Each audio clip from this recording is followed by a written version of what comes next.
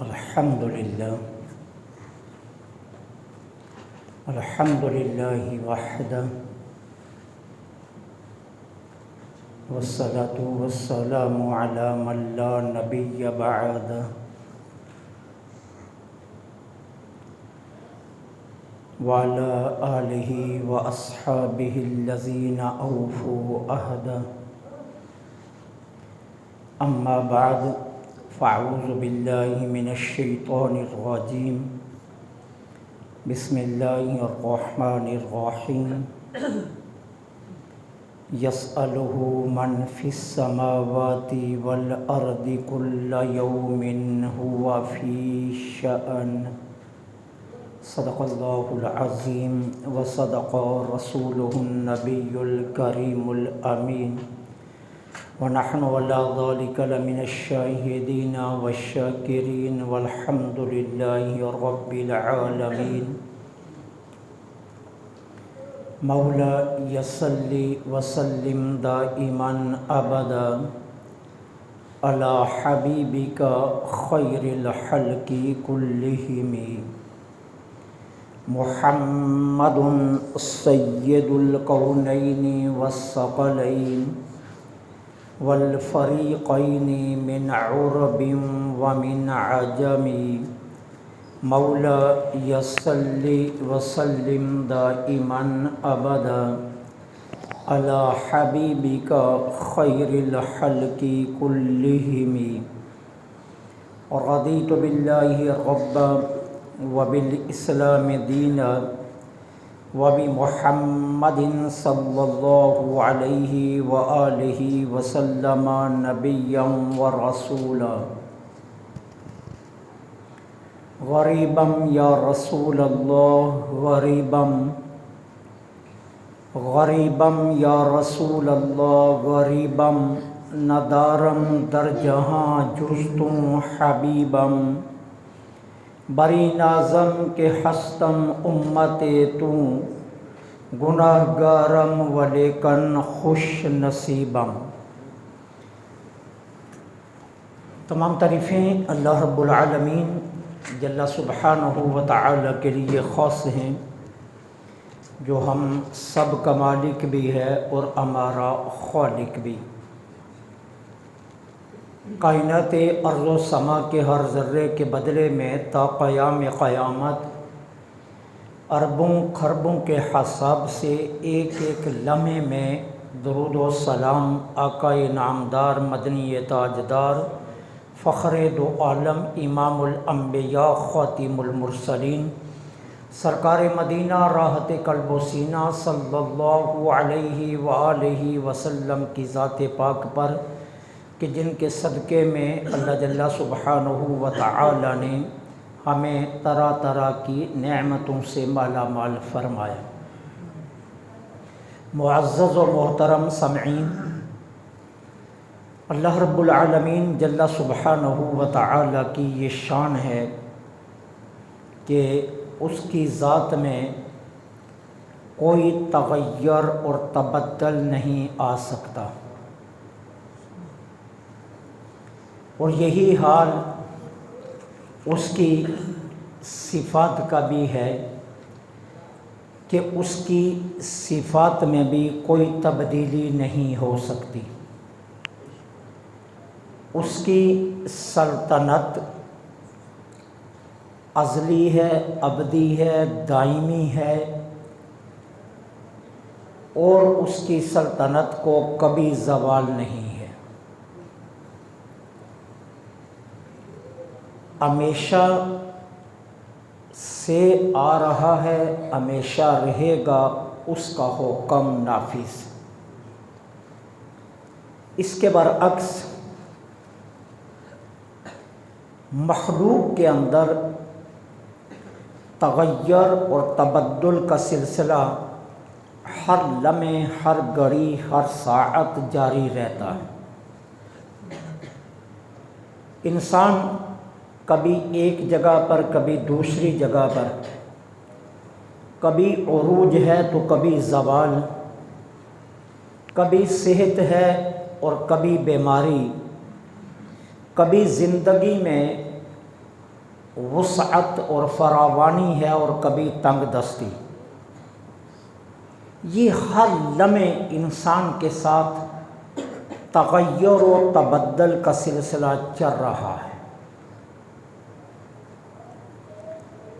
جس طرح افراد میں عروج و زوال، کامیابی اور ناکامی کا تسلسل ہے، یہی چیز قوموں میں، پارٹیوں میں، ملکوں میں اور خاندانوں کے اندر بھی پائی جاتی ہے۔ کبھی کوئی ملک عروج پر ہے تو پھر زوال پر، کبھی کوئی ملک کامیابیوں میں جا رہا ہوتا ہے اور پھر ناکامیوں میں، کبھی کوئی پارٹی کامیاب ہوتی ہے اور پھر ناکام، کبھی کسی پارٹی کو عروج ملتا ہے اور پھر کبھی زوال۔ یہی حال خاندانوں کے ساتھ بھی چلتا ہے۔ لیکن ایک بات مسلمہ ہے جس میں کسی صورت بھی تبدیلی ممکن نہیں ہے کہ حالات کیسے بھی ہوں، اگر انسان اپنی زندگی اسلامی تعلیمات کے مطابق بنا لے تو وہ ہر دور میں پرسکون رہتا ہے۔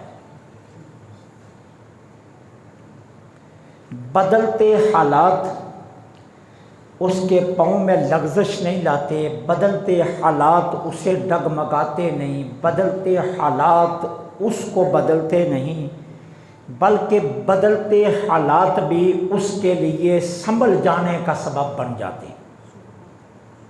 یہ اللہ نے اسلامی تعلیمات کے اندر یہ قمار رکھا ہے۔ لیکن افسوس سے یہ کہنا پڑتا ہے کہ جب اللہ تعالی عز و جل کسی بھی انسان کو دولت، عہدہ یا عزت و وقار دیتا ہے تو وہ اپنا ماضی بھول جاتا ہے،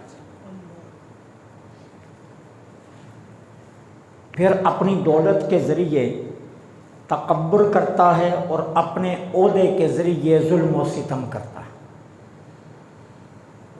وہ اپنے ماضی کو یکسر فراموش کر دیتا ہے، اور یہی بات میرے اللہ کو پسند نہیں ہے۔ قارون کی کہانی کو قرآن کریم نے بڑی تفصیل کے ساتھ بیان کیا۔ یہ حضرت موسیٰ علیہ السلام کا قریبی رشتہ دار تھا۔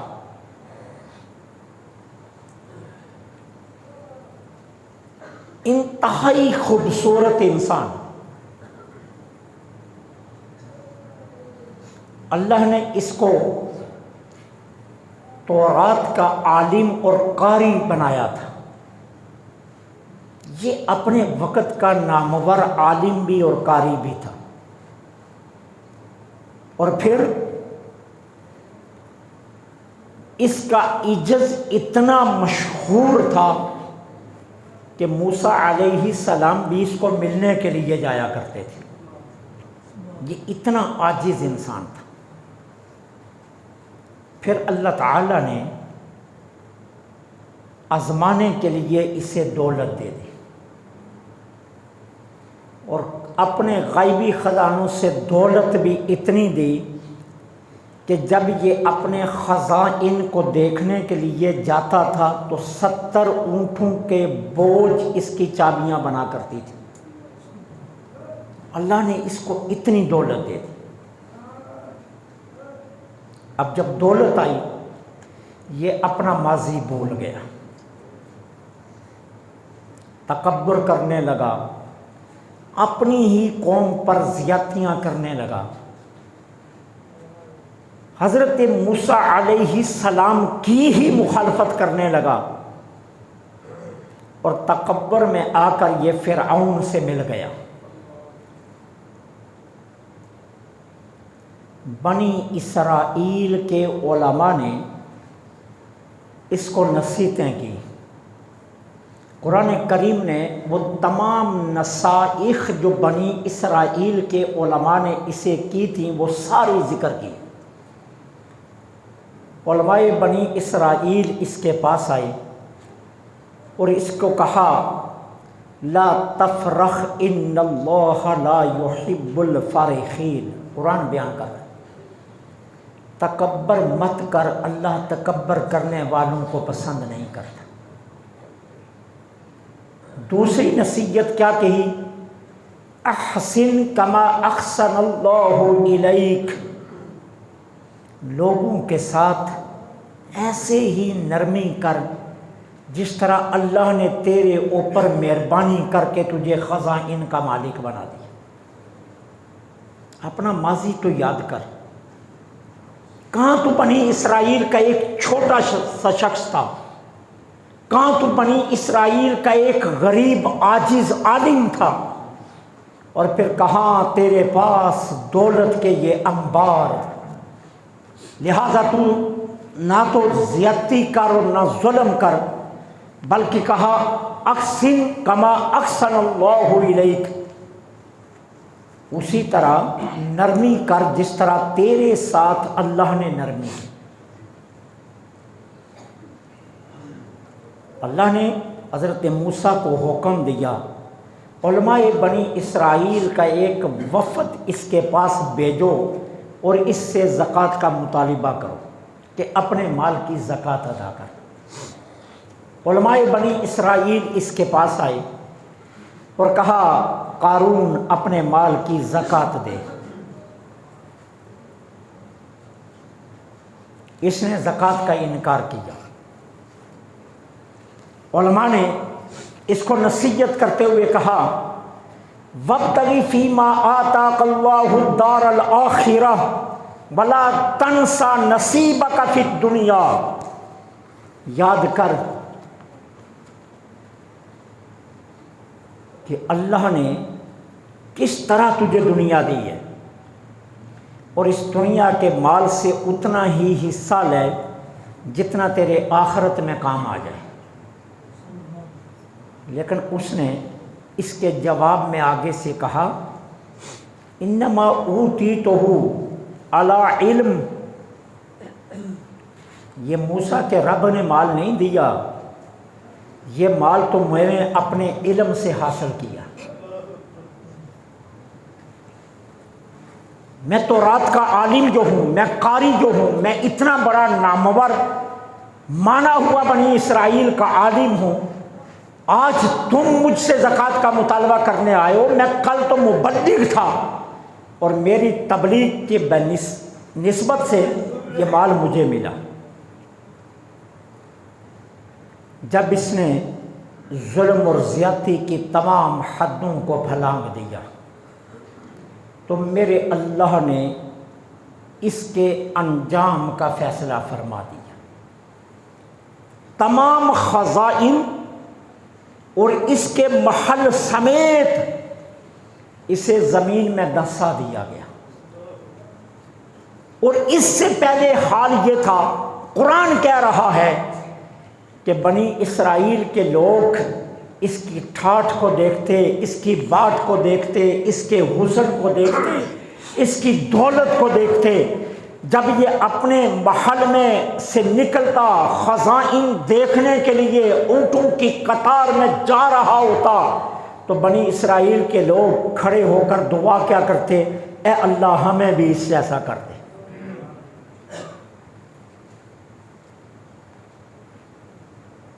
اور جب اللہ نے اسے زمین میں دھنسا دیا تو بنی اسرائیل کے لوگوں نے، قرآن کہتا ہے کیا کہا، اللہ کا لاکھ شکر ہے اللہ نے ایمان دے کر اس کے انجام سے ہمیں بچا لیا۔ اگر ہم بھی اس جیسے بن جاتے تو آج اس کے ساتھ ہم بھی دھنس رہے ہوتے۔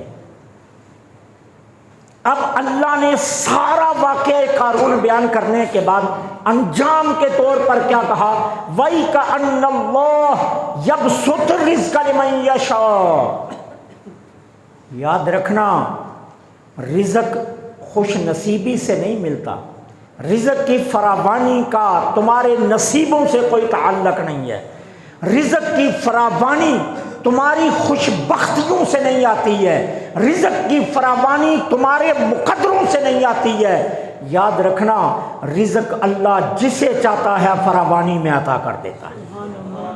اس کا تعلق خوش نصیبیوں سے نہیں ہے، سعادتوں سے نہیں ہے، خوش بختیوں سے نہیں ہے کہ تمہارے پاس دولت آ جائے تم سمجھو میں خوش نصیب ہوں، میں خوش بخت ہوں، میں خوش قسمت ہوں، میں مقدروں والا ہوں کہ میرے پاس دولت آ گئی۔ اللہ نے فرمایا خوش نصیبیوں سے نہیں آتی ہے، اللہ جسے چاہتا ہے دولت کی فراوانی عطا کر دیتا ہے، یہ اللہ کی عطا سے آتی ہے۔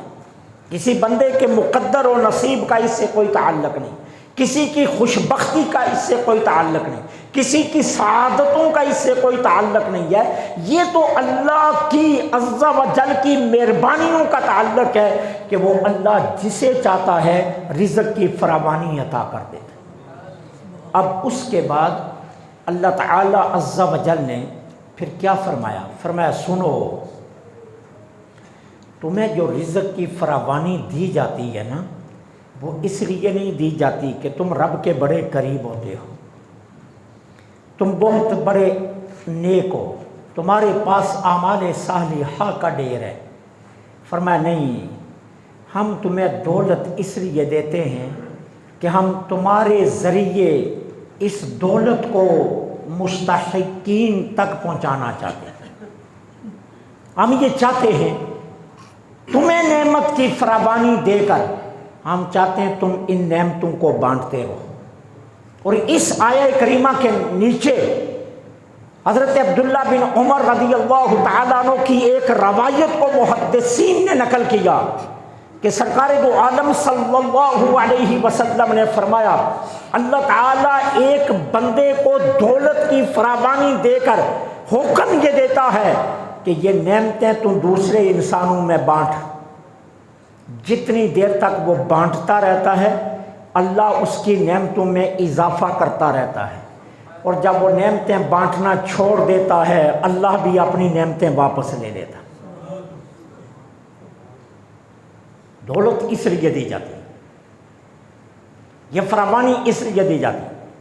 محدثین فرماتے ہیں اگر قارون یہ دولت جمع نہ کرتا، غریبوں میں بانٹتا رہتا، یہ تقسیم کرتا رہتا، یہ خزائن نہ بناتا، یہ اسے ڈھیر کی شکل نہ دیتا، یہ اسے زر سونے اور چاندی میں نہ بدلتا، بلکہ یہ اس کی تقسیم کا سلسلہ جاری رکھتا، تو اس کے کفر کے باوجود بھی اللہ اسے غرق نہ کرتا،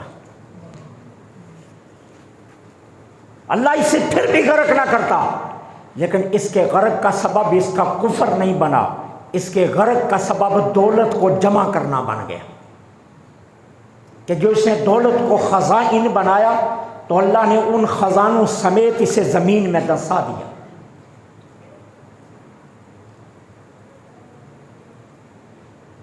اس لیے یہ یاد رکھنا کہ جتنی دیر تک ہم اسلامی تعلیمات کے مطابق اپنی زندگیاں گزاریں گے، حالات جتنے مرضی بدلتے جائیں آپ کی زندگیوں سے سکون نہیں جائے گا، سکون قائم رہے گا۔ جب ہم اسلامی تعلیمات سے رخ موڑتے ہیں نا تو پھر ساری نعمتوں کے باوجود ہماری زندگیوں سے سکون نکل جاتا ہے، پھر سکون نصیب نہیں ہوتا۔ اگر آپ صحابہ کرام علیہم الرضوان کی زندگیوں کا مطالعہ کریں، ان کے گھروں میں تو چولہے بھی نہیں جلتے تھے، ان کے گھروں میں تو کھانے بھی نہیں پکتے تھے، ان کے گھروں میں ڈشز بھی تیار نہیں ہوتی تھی، ان کے گھروں میں لستوں کا انبار بھی نہیں ہوا کرتا تھا۔ ستوں اور کھجوروں پر گزارا کرنے والے کبھی اپنی زبان پر شکوے کا لفظ بھی نہیں لاتے تھے۔ ان کی زندگیاں پرسکون تھیں، ان کی زندگیوں میں سکون تھا۔ آج ہمارے محلے میں فوڈ سٹریٹ بنی ہوئی ہے، آج ہمارے اپنے گھروں میں ٹیلی ویژن کی سکرین پر ہماری مائیں بہنیں بیٹیاں دسترخوان چینل دیکھ کر کئی کھانے تیار کرتی ہیں۔ ہمارا دسترخوان جب کھلتا ہے تو اس پر کئی لذتیں سجی ہوئی ہوتی ہیں، لیکن اس کے باوجود ہماری زندگیوں میں سکون نہیں ہے۔ سکون کا تعلق شوارمے، سکون کا تعلق برگر، سکون کا تعلق KFC، سکون کا تعلق میکڈونلڈ، سکون کا تعلق کسی بھی ڈش کے ساتھ نہیں ہے۔ سکون کا تعلق اسلامی تعلیمات کے ساتھ ہے۔ ہم اپنی زندگیوں کو اگر اسلامی تعلیمات سے جوڑ لیں، ہماری زندگیوں میں بھوکے رہ کر بھی سکون ہے، اور اگر اسلامی تعلیمات کو اپنی زندگیوں سے نکال دیں تو ہم شام کو 4 ڈشز بھی کھا لیں، سکون کی نیند ہمیں نہیں آئے گی۔ ہم ساری رات کروٹیں بدلتے رہیں گے، بالآخر تھک کر گولی کھا کر آنکھیں بند کریں گے، اور پھر سوچیں گے یار پیسہ بھی ہے، کام بھی ہے، دولت بھی ہے، مکان بھی ہے، گاڑی بھی ہے، بنگلہ بھی ہے، صحت بھی ہے، تندرستی بھی ہے، بچے بھی ہیں، بیوی بھی ہے، حسن بھی ہے، جمال بھی ہے، کمال بھی ہے، لیکن کیا وجہ ہے کہ مجھے نیند کیوں نہیں آ رہی؟ جب سب کچھ میرے پاس ہے تو پھر تو مجھے میٹھی نیند سونا چاہیے، لیکن میٹھی نیند نصیب نہیں ہوتی۔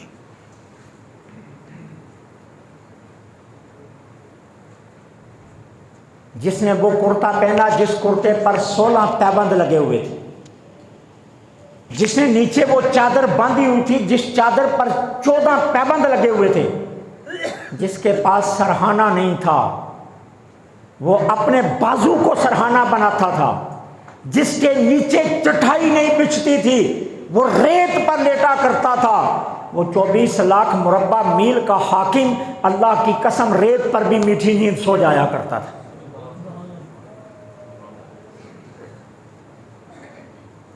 کیوں نیند آ جاتی؟ صرف اس لیے کہ زندگی اسلامی تعلیمات سے جڑی ہوئی تھی۔ حالات جتنے بدلتے جائیں گے آپ اتنے ہی پریشان ہوتے جائیں گے، اسلامی تعلیمات سے جڑتے جائیں۔ اب اس کے لیے سب سے پہلا درس ہمیں اپنا لائف سٹائل بدلنا ہوگا۔ حکومت کوئی سی بھی آ جائے، پاکستان کی جتنی مشہور پارٹیاں ہیں سیاسی، کسی کی بھی حکومت آ جائے حالات نہیں بدلیں گے، مہنگائی کا طوفان یوں ہی رہے گا۔ اب ہمیں اپنا لائف سٹائل بدلنا ہوگا۔ سب سے پہلا کام عمرا کو اپنے خزائن غربا کی طرف موڑنے ہوں گے۔ سب سے پہلا کام یہ، جن کو اللہ نے دولت کی فراوانی دی ہے وہ اپنے قرب و جوار پر نظر رکھیں کہ کوئی بھوکا نہ سوئے،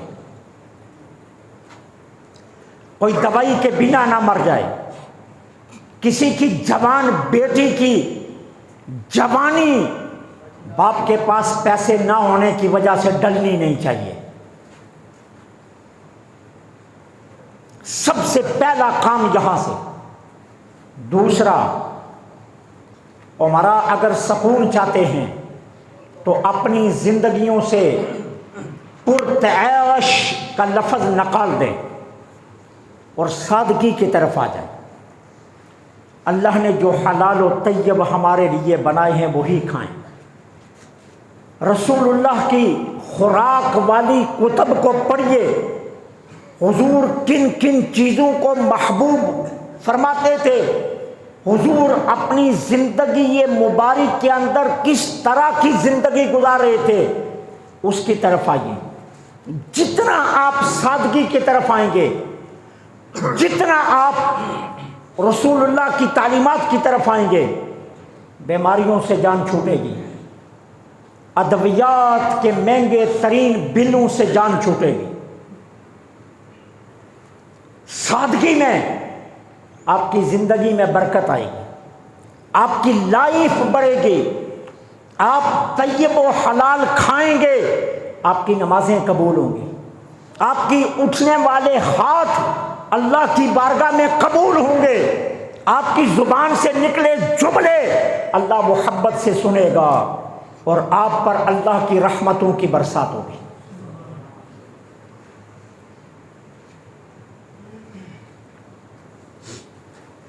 اب آئے مہنگائی کے طوفان سے بچنے کے لیے سب سے پہلے اس اصول کو اپنانا ہو کہ ہمیں اپنا لائف سٹائل بدلنا ہو۔ شوارمے کی دنیا سے نکلیے، برگر، KFC، میک ڈونلڈ کی دنیا سے نکل آئیے۔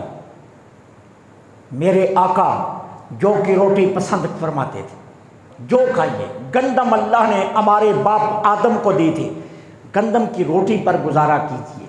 حضور کو زیتون پسند ہے، زیتون استعمال کیجیے۔ حضور کو سادہ سالن پسند ہے، وہ کھائیے۔ میرے آقا جو ہے وہ چھوٹے گوشت میں کدو ڈال کر محبوب ترین سبزی کے طور پر کھاتے تھے۔ اس طرح کی حضور کی محبوب غذائیں اپنی زندگی میں لے آئیے۔ اللہ نے قرآن میں دالوں کا ذکر کیا، اللہ کو یہ دالیں پسند ہیں، دالوں پر گزارا کیجیے۔ نکل آئیے مہنگے ترین کھانوں سے اور سادگی کی طرف آئیے، اور پرتعیش زندگی سے جو بچ جائے ان غریبوں کا نوالا بنا دیجیے جن کے پاس کھانے کے لیے کچھ نہیں ہے۔ نتیجہ یہ نکلے گا آپ کی زندگی میں سکون آئے گا، وہ غریبوں سے نکلی ہوئی دعائیں آپ کی زندگی کے اندر برکتیں ڈال دے گی۔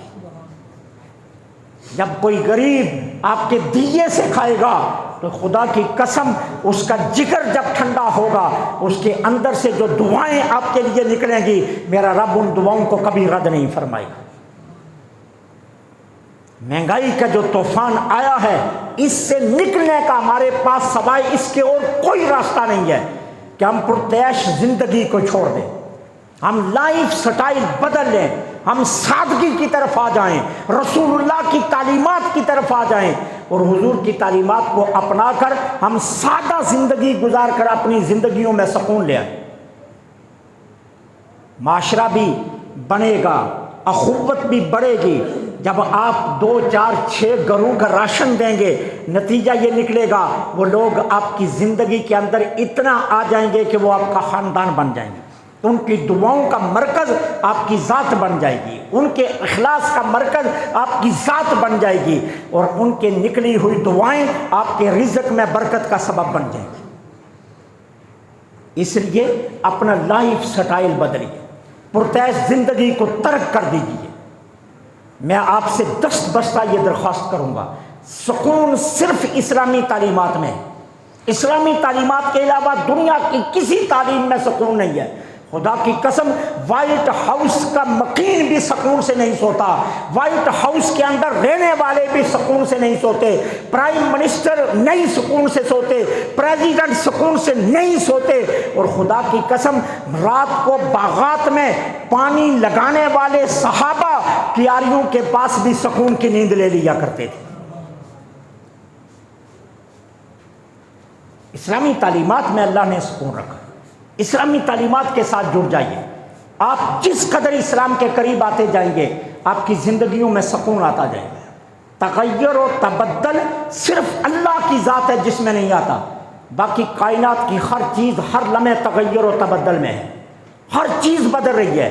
انسان کبھی یہاں کبھی وہاں، کبھی عروج کبھی زوال، کبھی صحت کبھی تندرستی اور کبھی بیماری، کبھی شفا، کبھی انسان کمال پر کبھی انسان ناکامیوں پر، کبھی انسان کے من کی مرادیں پوری ہو رہی ہیں اور کبھی ناکامیوں کا سامنا کرنا پڑ رہا ہے، کبھی انسان کی ہوائیں اس کے موافق آ رہی ہیں اور کبھی اس کے مخالف چل رہی ہیں۔ اب ان سارے حالات کے ساتھ چلنے کا واحد حل یہ ہے کہ ہم اپنی زندگیوں کو اسلامی تعلیمات سے جوڑ لیں۔ اسلامی تعلیمات سے آپ جڑیں گے، آپ کی زندگیوں میں سکون آ جائے گا۔ لوگوں کی دعائیں، غریبوں کی دعائیں اللہ تعالیٰ سن کر آپ کی زندگیوں میں کیا سکون دے گا وہ آپ خود مشاہدہ کر لیں گے۔ لیکن میں دعوے سے کہتا ہوں نیچے اگر master multi foam diamond foam نہ بھی ہوا، آپ ننگی چرپائی پر بھی لیٹ جائیں، خدا کی قسم آپ اپنے خزائن کا رخ آپ غریبوں کی طرف کر لیجئے اور اپنی پرتعیش زندگی کو ترک کر کے سادگی کی طرف آ جائیے، آپ کو ننگی چرپائی پر بھی سکون کی نیند آ جائے گی۔ کیوں کہ سکون اللہ تعالیٰ نے دولت میں نہیں رکھا ہے، سکون اللہ نے اسلامی تعلیمات میں رکھا ہے۔ صحابہ کرام تو میدان جنگ میں بھی نیند سکون کی لے لیا کرتے، جہاں یقین ہوتا تھا کہ اگلا لمحہ شاید شہادت کا لمحہ بن جائے، لیکن وہاں بھی سکون کی نیند لے لیا کرتے۔ تو اس لیے میری آپ سے درخواست ہے کہ جو مہنگائی کا طوفان آیا ہے، اس طوفان سے نکلنے کے لیے ہم سڑکوں پر احتجاج کریں تو کچھ نہیں بنے گا، ہم باہر نکل کر نعرے لگائیں تو کچھ نہیں بنے گا، ہم اپنے سیاست لیڈروں کی حمایت میں کسی کو اچھا اور برا کہتے پھریں، کچھ نہیں بنے گا۔ واحد حل یہ ہے کہ ہم اپنی زندگیوں کا انداز بدل لیں، ہم پرتعیش زندگی کو ترک کر دیں اور سادگی کی طرف آ کر اپنے خزائن جن کو اللہ نے فراوانی دی ہے، وہ اپنی دولتوں کا رخ غریبوں کی طرف موڑ لیں اور غریبوں کے نوالے دے کر ان سے دعائیں لے لیں۔ اللہ تعالیٰ غریبوں کی زندگی پہ بھی بلا کر دے گا، اور جن لوگوں نے اپنے خزائن کا منہ غریبوں کی طرف کیا ہے، غریبوں کی دعاؤں سے ان کی زندگی بھی سنور جائے گی۔ واحد حل صرف یہی ہے، اس کے علاوہ باقی کوئی حل نہیں ہے۔ اس لیے پرتعیش زندگی کو ترک کیجئے، اسلامی تعلیمات سے اپنے آپ کو جوڑیے۔ اللہ مجھے آپ کو عمل کی